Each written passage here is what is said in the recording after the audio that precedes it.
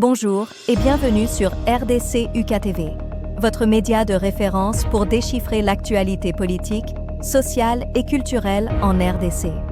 Avec des analyses approfondies, des enquêtes de terrain et des programmes captivants, nous vous informons pour sensibiliser. Rejoignez notre communauté. Aimez, commentez, partagez et surtout, abonnez-vous pour rester informés des réalités qui façonnent notre pays. L'impact des conflits armés sur les civils est dévastateur et multifacette. Parmi les conséquences les plus tragiques et les plus visibles, on trouve la souffrance des enfants soldats et les violences sexuelles, qui sont des violations graves des droits humains. 1. Les enfants soldats. L'utilisation d'enfants dans les conflits armés est un phénomène qui touche des millions d'enfants à travers le monde. Ces enfants sont souvent recrutés de manière forcée ou volontaire, mais sous des pressions extrêmes, et sont utilisés comme combattants, espions, messagers ou encore comme esclaves sexuels. Recrutement. Les enfants sont souvent enlevés dans leur foyer ou attirés par des promesses de protection ou de nourriture. Parfois, ils sont forcés à rejoindre des groupes armés ou sont élevés dans des environnements où l'adhésion à des groupes paramilitaires semble être une forme de survie. Conditions de vie.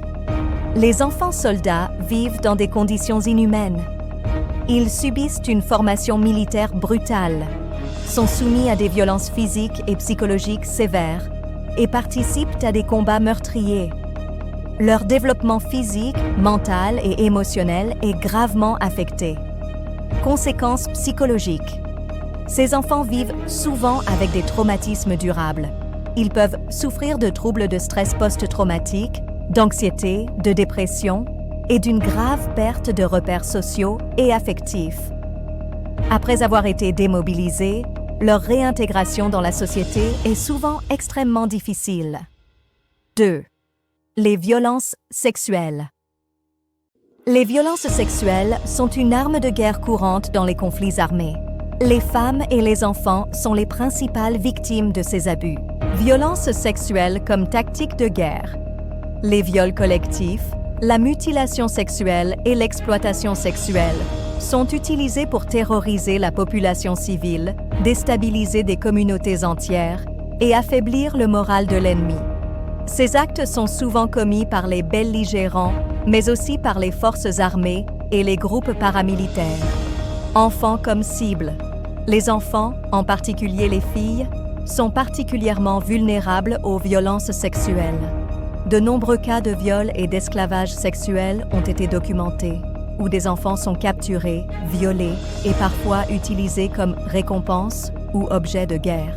Impact à long terme. Les conséquences des violences sexuelles vont bien au-delà de l'abus immédiat. Les victimes souffrent de traumatismes physiques et psychologiques profonds.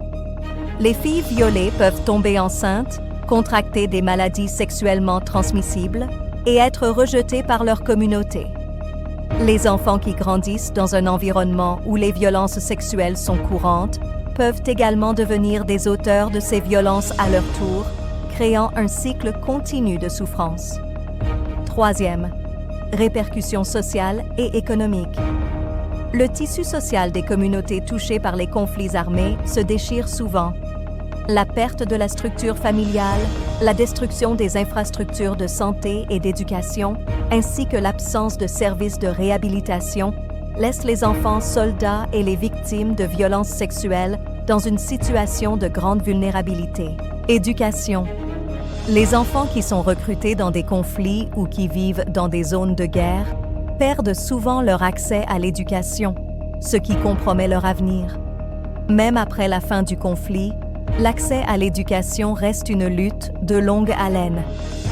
Réhabilitation. Les enfants soldats et les victimes de violences sexuelles nécessitent un soutien psychologique et médical à long terme. Cependant, dans de nombreuses régions touchées par les conflits, les infrastructures sont détruites, ce qui rend difficile l'accès aux soins. 4. Réponses internationales et efforts pour la protection des civils. Face à l'ampleur de ces abus, plusieurs mécanismes internationaux ont été mis en place pour protéger les enfants et les civils en temps de guerre. Le droit international humanitaire, Le droit international, y compris la Convention de Genève et la Convention relative aux droits de l'enfant, cherche à interdire l'utilisation d'enfants dans les conflits armés et à prévenir les violences sexuelles. Toutefois, l'application de ces lois reste difficile, surtout dans les conflits internes ou les guerres civiles. Organisations humanitaires, des ONG telles que l'UNICEF, Médecins sans frontières et Save the Children travaillent dans les zones de guerre pour fournir des soins, de l'éducation et de la réhabilitation aux enfants touchés. Elles s'efforcent également de sensibiliser l'opinion publique et de faire pression sur les gouvernements pour qu'ils respectent les droits des enfants et des femmes. N'oubliez pas de vous abonner pour plus d'infos.